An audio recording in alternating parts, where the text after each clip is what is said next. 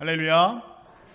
오늘 우리 추수감사절 하나님 앞에 큰 감사로 주의 전에 나와 하나님 앞에 예배로 나아가는 우리 사랑하는 우리 통용중림교회 믿음의 성도들 삶 위에 또 우리의 여러분의 가정과 생업 위에 또 하나님의 놀라운 평화와 은총이 넘치실 수 있기를 우리 주님의 이름으로 축복합니다. 이 시간에 우리 좌우 앞뒤 분들과 이렇게 인사했으면 좋겠습니다. 이렇게 선포했으면 좋겠습니다. 우리가 오늘 추수감사절이니까 그동안 1년 동안 여기까지 하나님 우리를 인도해 주신 은혜에 감사하는 마음으로 옆에 있는 분들에게 또 앞에 있는 분들에게 내 삶의 고백으로 이렇게 선포했으면 좋겠습니다. 하나님 감사합니다 라고 하면서 옆에 있는 분과 함께 인사했으면 좋겠습니다. 시작. 하나님 감사합니다. 하나님 감사합니다. 하나님 감사합니다. 여러분 감사하시죠? 네. 별로 안 감사하신 분도 계실 겁니다. 그런데 감사할 수 있는 것은 여러분 믿음이 있어야지 감사할 수 있습니다. 하나님께서 이 모양 저 모양으로 어려운 일도 힘든 일도 있지만 그럼에도 불구하고 신실하신 하나님께서 나를 가장 좋은 길로 인도해 주실 것이라는 믿음이 있는 사람은 감사할 수 있는 것입니다. 그러나 믿음이 없으면 우리가 참 감사하기 힘들죠. 감사의 고백 우리가 하나님 앞에 드리는 만큼 여러분의 삶 가운데 감사의 풍성한 열매들이 귀하고 복되게 맺혀질 수 있기를 다시 한번 우리 주님의 이름으로 축복합니다. 오늘 본문은 10명의 나병 환자가 예수님께 고침을 받은 사건이 기록되어져 있습니다. 이 나병이라고 하는 것 여러분 잘 알고 있는 문둥병입니다. 우리 경상도 사투리를 문둥병을 문둥병에 걸린 사람을 뭐라고 말하죠? 예, 문디자식이라고 하죠. 문디자식. 저는 그 말이 경상도 사투리인지 몰랐습니다. 근데 요즘에는 그런 말 잘 안 쓰시더라고요. 우리 교회 교인들이 문디 하는 말을 한 번도 들어본 적이 없는 것 같습니다. 문둥병, 나병이라고 하죠. 요즘에는 한센병이라고 합니다. 이 한센병이 전 세계적으로 다 백신이 개발되어서 이제는 다 사라진 줄 알았는데 이번에 다니엘 기도회를 보니까 아프리카에는 아직도 이 한센병으로 인해서 나병으로 인해서 고생하고 있는 분들이 많다라고 하는 소식을 듣고 참 안타까운 마음이 들었습니다. 예수님 당시에 이 나병이라고 하는 병, 불치병이죠.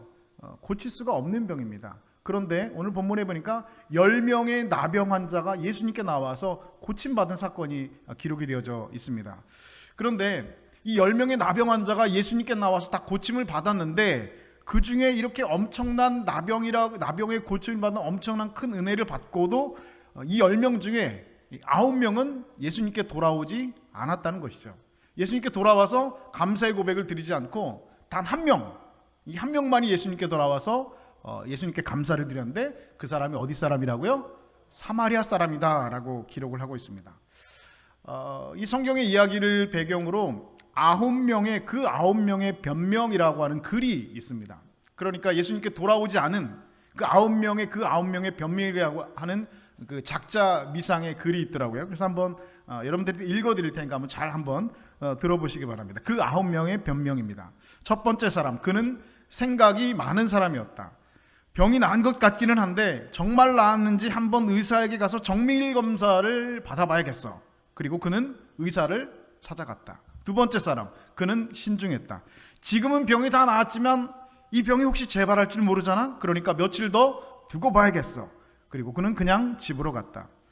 세 번째 사람, 그는 회의적이었다. 내 병은 원래 문둥병이 아니라 좀 특별한 피부병 정도는 아니었을까?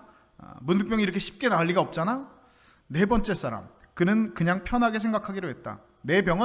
이 문둥병은 나을 때가 돼서 나은 거야. 다섯 번째 사람, 그는 현실적이었다. 병이 났자마자 그는 논밭과 재산이 어떻게 되었는지 너무 궁금해서 집으로 달려갔다. 여섯 번째 사람, 그는 가정적이었다. 병이 났자 가족들이 너무나 보고 싶었다. 그 중에서 특히 아내가 궁금했다. 혹시 내가 이렇게 나은 줄도 모르고 다른 데로 도망가진 않았는지. 그는 집으로 빨리 뛰어갔다. 일곱 번째 사람, 그는 예수님이 그다지 고맙게 생각되지 않았다. 예수님께서 특별히 해준 것도 없잖아. 안수기도를 해준 것도 아니고 얼음 안져준 것도 아니고 그렇다고 약을 준 것도 아니고 그냥 제사장에 가서 몸을 보이라고 이 말씀밖에 안 했는데 굳이 내가 예수님께 찾아가서 감사를 드릴 필요가 있을까? 여덟 번째 사람, 그는 세상을 상대적으로 볼 줄 아는 사람이었다. 다른 유명한 랍비들도 아마 이런 것은 가능했을지 몰라. 아홉 번째 사람, 그는 선우를 잘 아는 예의 바른 사람이었다. 이 모습 그대로 갈 수 없잖아. 집에 가서 목욕을 하고 새 옷을 갈아입고 그리고 선물을 준비해서 예수님께 가야지. 사마리아 사람, 그는 생각이 많지도 신중하지도 현실적이지도 가정적이지도 세상을 상대적으로 볼 줄도 예의 바르지도 않았다. 그는 병이 나은 것을 알았을 때 문둥병자의 옷을 그대로 입고 그 더러워지고 붕대 감은 모습 그대로 가장 먼저 예수님을 찾아왔다. 그리고 예수님 앞에 꿇어 엎드려 감사를 드렸다. 그저 그는 최우선적으로 예수님께 감사를 드렸을 뿐이다. 그런데 예수님은 그에게 다른 9사람이 얻지 못한 구원이라고 하는 영원한 감사의 이유를 주셨다. 여러분, 감사는 의무라고 볼 수는 없습니다. 좋은 선물을 우리가 누구한테 받았다고 해서 그 좋은 선물을 받은 것에 대해서 감사하지 않는다고 해서 그 선물을 도로 뺏어가지는 않는다는 것이죠. 나병을 고침받은 사람들이 돌아와서 감사하지 않는다고 해서 예수님께서 그 나병을 다시 재발하게 하시지는 않으실 겁니다. 예수님께서는 감사하지 않은 9사람을 모두 불러와라 말씀하시지도 않았습니다. 단지 뭐라고 말씀하셨습니까? 그 9은 어디 있느냐? 그 9명은 어디 있느냐? 돌아와서 감사해야 될 그 사람들을 예수님께서는 찾으셨다는 것입니다. 그리고 돌아와서 감사를 드린 그 한 사람, 그 사마리아 사람에게는 내 믿음이 너를 구원하였느니라 라고 더 큰 은혜를, 영원한 감사의 이유를 그에게 베풀어 주셨습니다. 하나님께서 우리에게 주신 은혜, 감사드리는 것 반드시 의무라고 우리가 볼 수는 없습니다. 왜냐하면 하나님께서 우리가 하나님 앞에 감사를 드린 것을 기대하고 그것을 전제 조건으로 은혜를 베풀어 주시는 분은 아니기 때문에 그렇습니다. 그러나 내게 주신 은혜에 감사를 드릴 줄 아는 사람은 더 큰 은혜를 받는다는 것이 오늘 우리 본문이 우리에게 가르쳐주고 있는 놀라운 교훈이 되어진다는 것입니다. 미국 캘리포니아에 가면 허스트 캐슬이라고 하는 큰 성이 있습니다. 이 허스트 캐슬이라는 성이 어떤 성인지 제가 구글에서 이미지로 찾아보았더니 와, 정말로 이 규모가 얼마나 큰지요. 그리고 얼마나 웅장하고 화려하게 이 허스트 캐슬이라고 하는 이 성을 지어 놓았는지, 이 캘리포니아에 있는 허스트 캐슬, 정말 이 사람이 이렇게 큰 궁전, 개인이 이렇게 큰 궁전, 성을 지을 수 있을 것인지, 지을 수 있는 것이 가능한지라고 입이 다물어지지 않을 만큼 크고 화려한 큰 성이었습니다. 이 성을 지은 사람은 어떤 사람이냐? 윌리엄 랜돌프 허스트라고 하는 언론 재벌이 지은 성입니다. 이 윌리엄 랜돌프 허스트라고 하는 사람, 어렸을 때부터 그의 집안은 부자였는데요. 얼마나 부자였는지, 어렸을 때 이 가족들과 이 프랑스 여행을 갔다가 루브르 박물관을 갔는데 이 허스트라고 하는 사람이 어머니에게 이렇게 말했다고 합니다. 엄마, 나 이 박물관 사주세요. 이렇게 말을 했다고 합니다. 그러니까 엄청난 언론 재벌이라는 거죠. 이 루브르 박물관 전체를 사달라고 할 만큼 부자였고, 그리고 이 허스라고 하는 사람은 이 골동품과 미술품에 어렸을 때부터 큰 관심을 가지고 있었습니다. 그리고 그는 나중에 성장을 해서 어른이 되어서 이 허스트 캐슬이라고 하는 성을 짓고, 이 허스트 캐슬이라고 하는 이 남한의 성에다가 이 전 세계의 아주 진귀한 모든 것들로, 최고의 것들로 다 채우겠다라고 마음을 먹었습니다. 그래서 실제로 스페인의 수도원을 통째로 옮겨오기도 했고, 그리고 웨일즈 성곽을 해체해서 미국에 가져와 그의 성 안에 복원해 놓기도 했습니다.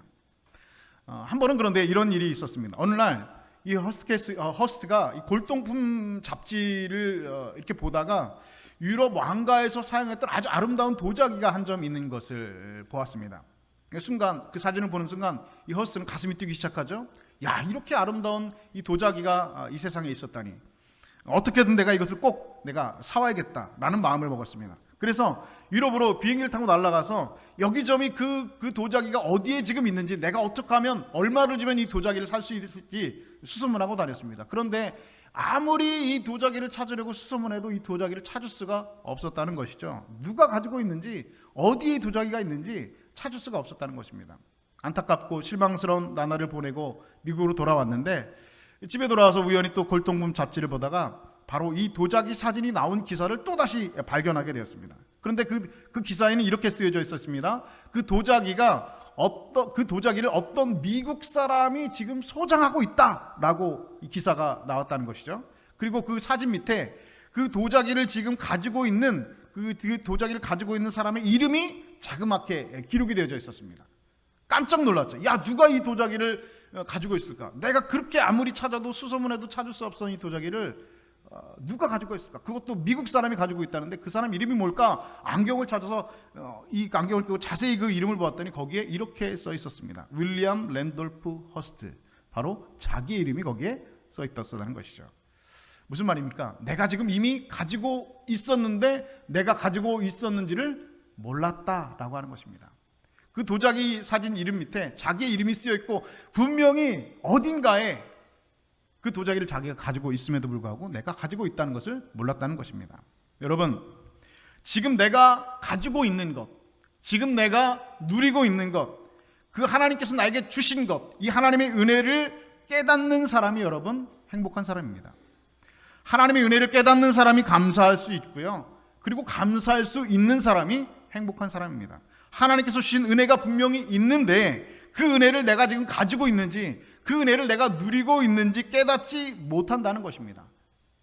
그 도자기가 나한테 있는지 모르면 여러분 얼마나 그 도자기를 찾아 헤매겠습니까? 이미 하나님께서 나에게 주신 은혜가 있는데 그것을 내가 누리고 있는데, 내가 가지고 있는데 이것을 내가 가지고 있는지 깨닫지 못하면 감사를 못한다는 겁니다.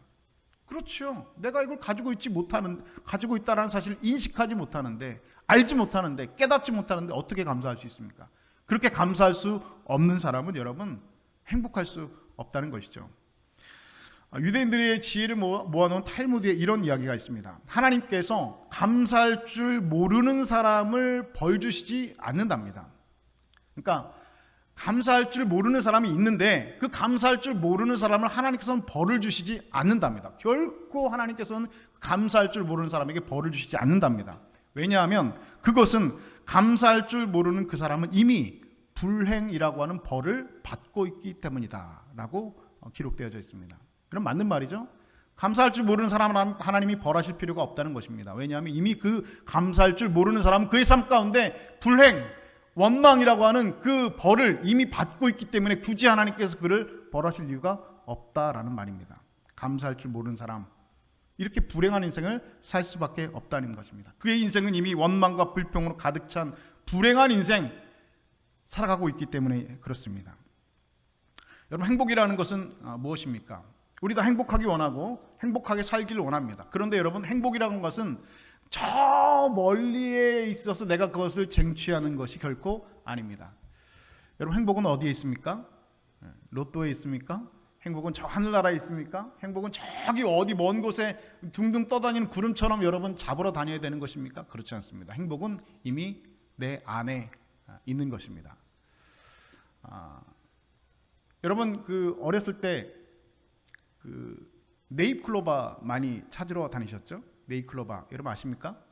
네, 네잎클로바 갖고 여러분 그 예전에 그 해가지고 코팅해가지고 말려가 책갈피에 넣어가지고 말려가지고 뭡니까 코팅해서 그 연애 편지다가도 여러분 내서 보내시고 책갈피로도 쓰시고 했던 분 여러분 많이 있으시죠? 이 네잎클로바 찾으려고 여러분 애를 쓰셨던 분들이 많이 있을 겁니다. 저도 생각해 보니까 이 네잎클로바 그거 한번 찾아보려고 열심히 찾았던 것 같습니다. 그런데 네잎클로바 찾기가 쉽지가 않습니다. 네, 정말 찾기가 쉽지가 않죠. 그런데 여러분, 네잎클로바의 꽃말이 무엇냐면 바로 행운이라는 말입니다. 행운. 그러니까 이 사람들은 행운을 찾기 위해서 그렇게 찾아 헤맨다는 것이죠. 그런데 이 네잎클로바를 찾기 위해서 우리가 무수히 밟고 다녔던 수많은 세잎클로바, 그러니까 천지에 깔려져 있는 세잎클로바의 꽃말은 뭔지 아십니까? 행복입니다. 여러분, 사람들은 그렇습니다. 어딘가에서 떨어질 행운을 찾기 위해서 우리는 수많은 세잎클로바 같은 행복을 밟고 다니는 것은 아닌가. 행복은 이미 우리 주변의 세잎클로바처럼 내 안에 널려져 있는데 그것을 밟고 다니면서 행운을 찾겠다고, 행복을 찾겠다고 우리는 돌아다니고 있는 것은 아닌가. 여러분, 행복은 무엇입니까? 많이 가졌다고 행복하냐?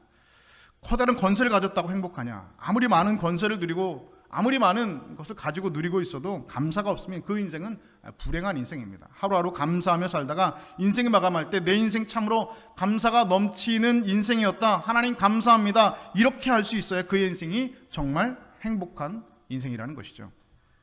여러분, 하나님께 받은 은혜가 무엇인지 깨달아야 합니다. 나에게 지금 있는 하나님의 은혜가 무엇인지 알아야 합니다. 그 도자기가 나에게 있는 것이 있는 것인지를 알지 못하면, 깨닫지 못하면, 인식하지 못하면 감사할 수 없습니다. 하나님께서 지금 여러분에게 인생에 주신 은혜가 무엇인지 알아야 합니다. 깨달아야 합니다. 받은 것이 무엇인지 모르면, 내가 가지고 있는 것이 무엇인지 모르면 감사할 수 없습니다. 감사는 그래서 내가 하나님께로부터 받은 것이 무엇인가를 깨닫고 아는 데에서부터 시작하는 것입니다. 지금 여러분들이 누리고 있는 것들이 있습니다. 그러면 가만히 한번 생각해 보시죠. 지금 여러분들이 누리고 있는 것, 여러분들이 수고해서 얻은 것입니까? 아니면 하나님께서 여러분에게 은혜로 주신 것입니까? 가만히 한번 생각해 보시죠. 이 모든 것이 내가 열심히 땀 흘리고 내가 열심히 일해서 애써서 얻은 것이다, 이렇게 생각하면 감사하는 마음이 있을 수 없습니다. 오늘 본문에 나온 감사를 드리지 않은 9사람의 공통점이 있습니다. 그들은 바로 모두 다 유대인이라고 하는 공통점이 있습니다. 그 9사람 모두 다 유대인이에요. 왜냐하면 예수님께서 이 이방인 외에는 하나님께 영광을 돌리러 온 사람이 없느냐라고 말씀하셨다는 것은 나머지 9사람, 예수님께 돌아오지 않은 사람, 그 9사람은 전부 다 유대인이라는 사실을 우리가 유추해 볼 수 있다는 것이죠. 여러분, 그 당시 유대인들이 가지고 있는 공통적인 사고방식이 있습니다. 그것은 무엇이냐? 우리 유대인들은 하나님께서 특별히 사랑하시는 택한 받은 백성이다라고 하는 인식, 그런 사고, 유대인들에게 있다는 것이죠.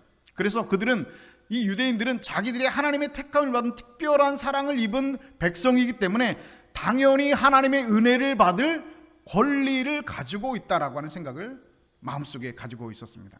이것은 여러분 9사람의 나병 환자도 마찬가지입니다. 그 사람이 나병에 걸린 사람이라고 할지라도 그들이 유대인이었기 때문에 그들은 하나님의 은혜를 받을 권리를 가지고 있었다는 마음이 저변에 깔려 있었다는 것이죠. 그래서 그들은 병을 고치는 은혜를 받고도 내가 받을 것을 받았다, 받을 은혜를 받았다라고 생각했다는 것입니다. 여러분들도 당연히 받을 것을 받았다라고 생각하면 감사가 있을 수 없습니다. 예수님께 들어와 감사를 드린 한 사람의 이방인, 그 사마리아 사람처럼 나는 은혜 받을 자격이 없는 사람인데 이런 은혜를 받았습니다 라고 고백할 수 있을 때 예수님께 돌아와 감사의 고백을 드릴 수 있다는 것이죠. 어저께 저희 아이랑 얘기를 하다가 제가 이런 얘기를 해줬습니다. 야, 너는 정말 행운아야. 왜냐하면 너는 대한민국에 태어났다는 것 자체가 일단 행운아야. 그리고 대한민국에 태어난 것도 행운하지만 대한민국에 그때에 태어난 게 정말 큰 행운이야. 얼마나 하나님의 큰 은혜를 받은 건지 몰라. 그러니까 우리 아이도 동의를 하더라고요. 여러분 젊은 사람들이 우리나라를 뭐라고 부르는지 아십니까? 헬조선이라고 부릅니다. 헬조선이라는 말은 무슨 말이냐? 우리나라가 그만큼 지옥 같다는 말입니다. 뭐 취업하는 것도 힘들고 먹고 사는 것도 힘들고 뭐도 힘들고 우리 아버지 세대 때는 대학만 졸업하면 그래도 취업 턱턱하고 그랬는데 우리는 취업도 안 되고 좋은 대학 나오고 해도 뭐 취업도 안 되고 모두 힘들고 힘들다는 겁니다. 그래서 여러분 젊은 사람들이 우리나라를 헬조선이라고 부른답니다. 헬조선. 근데 얼마 전에 제가 알고 있는 어떤 여행 유튜버가 여행을 갔습니다. 어디로 갔냐면 방글라데시, 이 네팔 이 지역으로 여행을 갔습니다. 근데 이 유튜버가 그 지역을 여행을 3일 동안 하고 나서 영상을 찍는데 뭐라고 하냐면 울어요. 왜 우냐면 나는 이제까지 우리나라가 헬조선인 줄 알았다는 거예요. 그런데 네팔에 와서 보니까, 그리고 이렇게 방글라데시 와서 보니까 나는 헬조선이라고 생각했는데 이 사람들은 이 지옥 같은 곳에서 날마다 하루하루가 생존하는 게 이 사람들은 삶의 목표라는 겁니다. 여러분, 우리들이 내가 일해서 내가 열심히 수고해서 여러분 이만큼 여러분 은혜를 누리고 산다고 생각하실 수도 있습니다. 뭐 틀린 말도 아니죠. 여러분들 열심히 일하고 여러분들 열심히 노력해서 여러분들이 집도 사고 차도 사고 이만큼 누리고 있다고 생각하실 수도 있지요. 그런데 여러분, 전 세계 사람들을 한번 놓고 한번 생각해 보시죠. 전 세계에 있는 사람들 중에서 우리만큼 노력하고 여러분만큼 일하고 해도 우리만큼 누리지 못하고 우리만큼 먹고 살지 못하는 사람들이 얼마나 많이 있는지 모릅니다. 얼마 전에 여러분 코로나 걸렸을 때, 여러분 코로나 걸리신 분들 아시겠지만 나라에서 돈들 받으셨죠? 몇십만 원씩 다들 받으셨잖아요. 저도 받으니까 야, 나라에서 돈을 주더라고요. 얼마나 감사한지요. 그것도 얼마나 큰 살림에 도움이 되는지 몰라요. 그리고 저희 집 식구들이 싹 다 걸리니까 와, 이게 뭐 한 명이 걸린 게 아니라 뭐 엄청 많더라고요. 근데 정말로 실제로 저는 그 돈을 나라에서 받는데 저는 실제로 제 눈앞에서 그 돈을 받으면서 불평하고 원망하는 사람을 본 적이 있습니다. 야, 이것밖에 안 주냐는 거예요. 이것밖에 안 주냐는 거예요. 다른 나라는 뭐 미국은 더 많이 준대요. 더 많이 주더라고요. 불평하는 거예요. 야, 이거 걸렸다고 이거밖에 안 주냐고 불평하는 겁니다. 근데 여러분 한번 생각해 보시죠. 이 코로나 3년 지나는 동안 전 세계 수백만 명의 사람들이 코로나에 걸렸습니다. 그런데 코로나에 걸린 전 세계 사람들 중에 그 재난지원금, 코로나 걸린 그 돈 받은 사람, 여러분 받은 사람이 많을까요? 못 받은 사람이 많을까요? 못 받은 사람이 훨씬 많습니다. 어려운 나라에 있는 아프리카에 있는 사람들, 저기 어려운 나라에 있는 사람들 코로나 걸렸다면 그 나라에서 여러분 돈 줄 것 같습니까? 그렇지 않습니다. 자기만 고생하고 오히려 치료도 못 받고 죽은 사람들이 훨씬 많이 있습니다. 여러분 내가 노력해서 여러분 받은 것, 내가 수고해서 얻은 것이라고 여러분 생각하십니까? 여러분 결코 그렇지 않습니다. 여러분보다 훨씬 수고하고 훨씬 노력하고 훨씬 애를 쓰고 잠 못 자고 일을 해도 우리처럼 누리지 못하고 사는 사람들 전 세계에 얼마나 많이 있는지 모릅니다. 그런데 이것을 은혜라고 생각하지 않는다고요? 내가 누릴 것을 내가 받을 것 받는다고요? 요만큼밖에 안 준다고 원망하고 불평한다고요? 여러분 그것은 여러분 잘못된 생각입니다.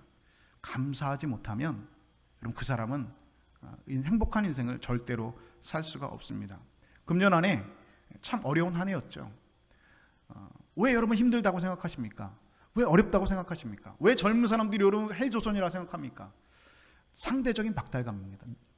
상대적인 박탈감이란 건 무엇입니까? 다른 사람과 내 옆에 있는 사람과 비교해서 박탈감을 느낀다는 것이죠. 비교하면 여러분 그렇게 박탈감 느낄 수밖에, 불평할 수밖에 없습니다. 참 어려운 한 해를 우리가 보내고 있죠. 경제적으로 참 어려운 한 해를 올해 보냈습니다. 전 세계적으로 여러분 전쟁, 우크라이나 러시아 전쟁 때문에 곡물 가격이 뛰어오르고 식용유 값이 오르고 물가가 얼마나 많이 올랐는지 모릅니다. 전쟁이 한 군데에서 나도 힘든데 저기 또 이스라엘에서 또 무슨 전쟁 하마스하고 난다고 전 세계가 이렇게 전쟁의 소식들이 동시에 두 군데에서 이렇게 들려오고 있습니다. 그로 인해서 우리가 경제적으로 받는 전 세계인들이 많은 경제적인 어려움들 뿐만 아니라 이 코로나 3년이 끝나고 이제 좀 나아질까 싶었는데 이 전쟁이 나가지고 또 어려움들, 소상공인들, 자영업자들 얼마나 많이 어려움을 겪는지 모릅니다. 영국의 유명한 설교자인 알렉산더 화이트 목사님이라는 분이 계십니다. 이 목사님이 매주일 설교를 시작할 때마다 하나님 앞에 감사 기도를 드리며 시작했답니다. 그런데 어느 주일날 예배를 드리려고 하는데 아침에 하늘이 갑자기 깜깜해지더니 비바람이 몰아치고 천둥번개가 치기 시작합니다. 여러분 목사가 주일날 아침에 번개가 치고 천둥이 치고 비가 억수같이 쏟아진다. 목사들 마음이 어떨까요? 오늘 교인들 또 안 오겠네.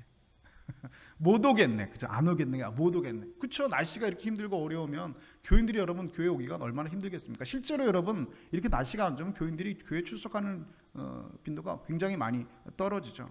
그런데 아침부터 천둥 번개가 치고 비바람이 분다는 것이죠. 근데 목사님 강단에 올라가더니 이렇게 기도를 시작했습니다. 하나님 정말 감사합니다. 날씨가 매일처럼 오늘 같지 않은 것을 감사합니다. 이렇게 기도했다는 거예요. 그러니까 매일 이렇지 않은 것에 감사하네. 여러분 우리는 항상 비바람을 만나면 천둥 번개가 치면 불평을 시작합니다. 그러나 불평한다는 것 가만히 생각해보면 그만큼 그동안 받은 은혜가 크다는 말 아니겠어요? 경제가 어려웠습니까? 그렇다면 그동안은 경제가 나름대로 괜찮았단 말입니다. 건강이 나빠졌습니까? 그렇다면 그래도 그동안은 건강했다는 반증이죠. 어떤 분이 이런 글을 썼습니다. 10대 자녀가 부모에게 반항을 하면 그것은 아이가 길거리에서 방황하지 않고 집에 잘 있다는 말입니다. 그렇죠? 틀린 말 아니잖아요. 애가 집에서 막 반항하고 막 승질내고 문 꽝 쳐닫고 들어갔어요. 그러면 여러분 어떻게 생각하셔야 돼요? 야, 그래도 길거리에 집 나가지 않고 집에 있다는 말이죠. 감사할 수 있어야 된다는 거죠.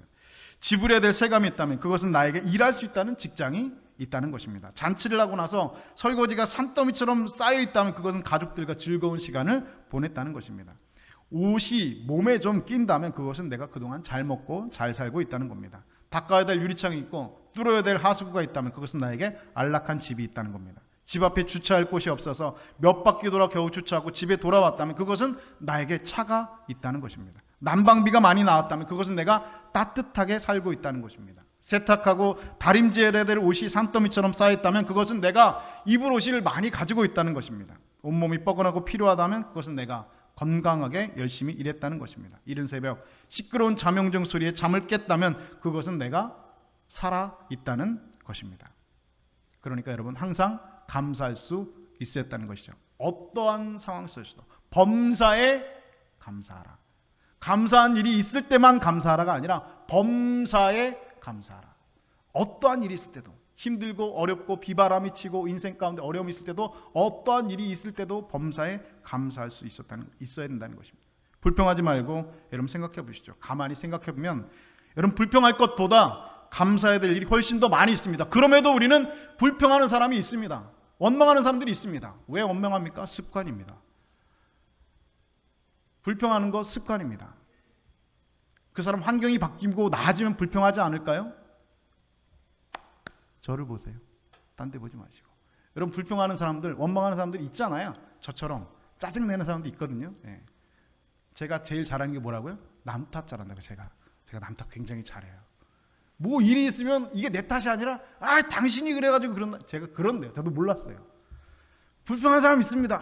투덜거리고 불평하고 원망하는 사람 있습니다. 그러면 그분들이 상황이 바뀌어 원망하지 않을까요? 아니요. 상황이 바뀌어도 원망합니다. 상황이 좋아져도 불평합니다. 습관입니다. 그 사람의 삶의 태도예요. 평생 그렇게 삽니다. 평생 불평하고 원망만 하다가 끝납니다. 그런데 항상 감사하는 분이 있습니다. 그런데 그분은 누가 와도 어떤 삶이 있어도 어떤 상황에도 항상 하나님 앞에 감사할 수 있는 사람입니다. 누가 믿음 있는 사람일까요? 감사할 수 있는 사람입니다. 여러분 감사는요 믿음이 없으면 못합니다. 정말 하나님이 나에게 이 일을 통하여서 선한 일로 이끌어 주실 것이라는 믿음이 없으면 정말로 감사 못합니다. 여러분 그래서 믿음 있는 사람이 감사할 수 있는 거예요. 감사 못하는 사람, 원망하는 사람, 불평하는 사람, 항상 매사에 불평, 원망하는 사람 어떤 사람입니까? 믿음이 없는 겁니다. 어떤 믿음이 옵니까? 하나님에 대한 믿음이 없는 거예요. 하나님께서 이 모든 상황을 선한 길로 인도해 주실 것이라는 믿음이 없으면 불평하고 원망합니다. 습관처럼 항상 원망합니다. 항상 불평하고. 그러나 믿음이 있으면 힘들죠. 어렵죠. 그래도 여러분 감사할 수 있는 겁니다. 미국의 범죄심리학자 데이비드 소포 박사가 하나님은 피할 수 없는 분이라고 하는 저서에서 이렇게 말했습니다. 불평과 감사의 차이는 감옥과 수도원의 차이다. 그러니까 불평과 감사하는 것은 감옥과 수도원의 차이랍니다. 감옥에 있는 죄수는 아침에 눈을 뜨면 불평하면서 하루를 시작한다. 그러나 수도원의 수도사는 아침에 눈을 뜨면 감사의 기도를 드리면서 하루를 시작한다. 죄수가 감사를 드리면 감옥이 수도원이 되지만 수도사가 감사를 포기하고 불평하기 시작하면 수도원은 감옥이 된다. 여러분 지금 서 있는 그 자리가 감사에 넘치는 천국이 되느냐 아니면 원망과 불평으로 얼룩진 가득 찬 지옥으로 만들어가느냐, 그것은 여러분 순전히 나 자신에게 잊어 있습니다. 지옥도 우리가 스스로 만들어가는 것이고 우리 삶의 천국도 우리가 스스로 만들어가는 것입니다. 똑같은 일도 이렇게 생각하면 감사할 일이고 똑같은 일도 저렇게 생각하면 원망할 일이 됩니다. 깨닫는 것이 중요합니다. 생각을 해야 됩니다. 깨닫는 사람만이 감사할 수 있습니다. 여러분이 생각하고 깨닫고 감사할 수 있는 여러분 되실 수 있기를 주님으로 축복합니다. 한 걸음 더 나아가서 감사는 믿음으로 하는 겁니다. 믿음은 뭡니까? 보이지 않는 겁니다. 비록 어렵다고 해도 내일의 소망을 바라보면서 하나님께 먼저 감사하는 겁니다. 내가 이해할 수 없는 고통 가운데 있더라도 하나님의 선하심을 믿으면서 감사할 수 있는 겁니다. 받을 것을 받았다, 내가 그럴 권리가 있다라고 생각하면 감사할 수 없습니다. 그래서 성경은 범사에 감사하라 했습니다. 감사하는 사람 하나님께서 외면하지 않는다 분명히 말씀해 주셨습니다. 감사를 드리는 것, 하나님께 영광을 돌리는 것이라 하나님 말씀하셨죠. 시편 50편 23절은 그래서 이렇게 말씀합니다. 감사로 제사를 드리는 자가 하나님을 영화롭게 한다라고 말씀하고 있습니다. 여러분 생각해 보십시오. 하나님을 영화롭게 하고 하나님께 영광 돌리는 사람 하나님께서 그냥 내버려 두십니까? 그렇지가 않다는 것이죠. 바울과 실라가 빌립보 감옥에 갇혔습니다. 매를 맞고 착고에 발을 차고 옷벗김을 당하고 그 어려운 상황 가운데 빌립보 깊은 지하 감옥 가운데 있었습니다. 그런데 그 밤에 성경을 보니까 바울과 실라가 뭐 했다고요? 찬송했대요. 기도했답니다. 하나님 앞에 감사를 올렸답니다. 가능한 일입니까? 불가능한 일. 이들이 어떻게 감사할 수 있었을까요? 그 빌립보 깊은 감옥에 매를 엄청 맞고 옷벗김을 당하고 손발에 착고를 차고 하나님 앞에 기도하고 찬송하면서 감사할 수 어떻게 하면 그럴 수 있을까요? 하나님 믿으면 그럴 수 있어요. 정말 하나님을 믿으면, 그냥 내가 하나님 믿습니다 이게 아니라 정말 하나님께서 이 상황들을 좋은 상황으로 이끌어 줄 거라는 믿음이 있으면 감사할 수 있죠. 전 어저께 충격을 받았습니다. 어저께 유기성 목사님이 설교하시면서, 다니엘 기도회 설교하시면서 우리의 믿음을 다음 세대들에게 물려줘야 된다고 말을 하잖아요. 그런데 가만히 생각해 보면 물려줄 믿음이 있느냐? 우리에게 너무 부끄럽습니다. 나에게, 내 아들에게 물려줄 믿음이 있을까? 여러분에게, 여러분 자녀에게 물려줄 믿음이 있을까? 부끄럽죠. 얼마나 여러분 우리가 믿음이 없는지 모릅니다. 얼마나 여러분 우리가 악한지 모릅니다. 얼마나 우리가 여러분 더럽고 죄악 가운데 살아가는지 모릅니다. 그런데 우리의 믿음을 다음 세대한테 물려준다고요? 우리의 믿음이 없는데 어떻게 여러분 믿음을 물려주겠습니까? 믿음이 없으면 하나님 기쁘시게 할 수 없습니다. 믿음이 없으면 하나님께 감사할 수 없습니다. 믿음이 없으면 하나님 앞에 그 하나님의 선하심과 인도하심을 깨달을 수 없습니다.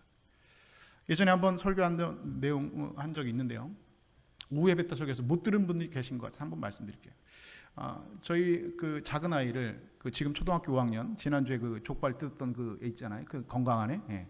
걔가 그 홍콩에서 낳습니다. 홍콩에 있을 때 그 아이를 낳는데 낳기 전에 저희 아내가 그 둘째를 임신했다는 얘기를 듣고 얼마 되지 않았을 때 하루는 집에 왔는데 화장실에 저를 급하게 불러서 가보니까 화장실 바닥에다 피바다가 된 거예요. 저는 태어나서 사람의 피가 그렇게 많이 바닥에 떨어진 걸 처음 봤습니다. 하혈을 한 겁니다. 임신 초기에 하혈을 한 겁니다. 임신했을 때 하혈하면 어떻게 되죠? 유산을 하죠. 유산을 하죠. 대부분 여러분 유산을 합니다. 그래서 급하게 병원에 가서 이제 뭐 치료를 받고 저희 어머니에게 전화를 했더니 저희 어머니가, 저희 친정 어머니가 비행기를 타고 그날 밤에 홍콩에 오셨어요. 호요일단 혼자 오셨어요. 비행기를 처음 혼자 처음 타보신 거예요. 혼자 홍콩에 오셨어요. 집에 왔습니다. 제가 얼마나 여러분 마음이 힘들었는지 모릅니다. 여러분 그 임신 초기에 그렇게 하혈을 많이 하게 되면 유산될 확률이 높지만 유산이 되지 않고 그 아이가 태어난다고 하더라도 장애를 가지고 태어날 확률이 굉장히 높다는 거예요. 제가 그 얘기를 우리 집사람한테 했을까요? 안 했을까요? 안 했어요. 우리 어머니한테 했을까요? 안 했을까요? 안 했어요. 못했어요. 나중에 알았는데 절대 못했습니다. 나 혼자 알고 있는 거예요. 제 속이 어떻게 됐겠습니까? 내가 목사인데 우리 아이가 장애로 태어난다. 얘가 지금 살지 죽을지도 모르는데 장애로 태어난다. 너무 힘들었습니다. 제가 살면서 그렇게 힘들었던 적이 없을 것 같아요. 집에 와서 뭐 기도가 됩니까? 안 되죠. 아내가 집에서 그냥 뭐 절대 안 돼. 그냥 하고 그냥 집에만 있어야 되는 겁니다. 누워만 있는 거예요. 뭐 일어서도 안 된대요. 다행히 얘가 떨어지지 않고 있긴 한다는데 뭐 얘가 얼마든지 떨어져가 유산이 될 수도 있고 장애로 태어날 수 있는 확률이 높다는 거죠. 마음이 너무너무 힘들었습니다. 저희 어머니가 오셔가지고 제가 너무 힘들어하니까 애 태명을 있잖아요. 태명. 그러니까 애 뱃속에 있을 태명 있잖아요. 태명. 제가 속에서 화가 나더라고요. 아니 나 장난치는 것도 아니고 지금 얘가 살지 죽을지도 모르고 지금 얘가 태어나도 장애로 태어날 수도 모르는데 무슨 태명을 줘요. 그렇죠? 근데 태명을 짓재요. 짓이라고. 뭐라고 질까요? 그랬더니 감사로 태명을 짓어요. 감사. 가만히 생각해 보니까 추수감사절을 앞두고 제가 가만히 생각해 보니까 저희 집 딸 태명이 감사였어요. 잊어버리고 살았어요. 감사. 왜 감사로 짓죠? 그냥 감사하자는 거예요.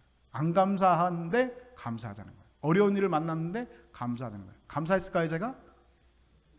아니 하나도 안 감사해요. 뭘 감사해요? 여러분 감사할 것 같아요 그 상황에서?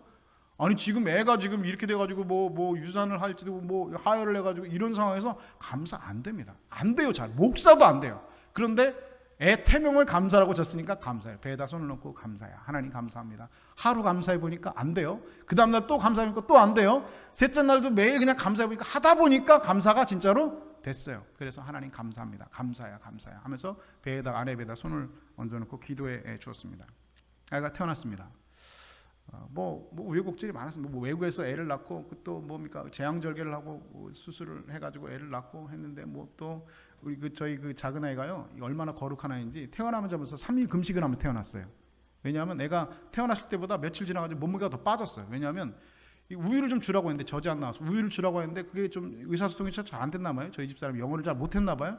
애가 우유를 안 먹인 거예요. 이 병원에서. 그러니까 3일 동안 애가 애가 왜 이렇게 우나 했더니 배고파서 온 거였어요.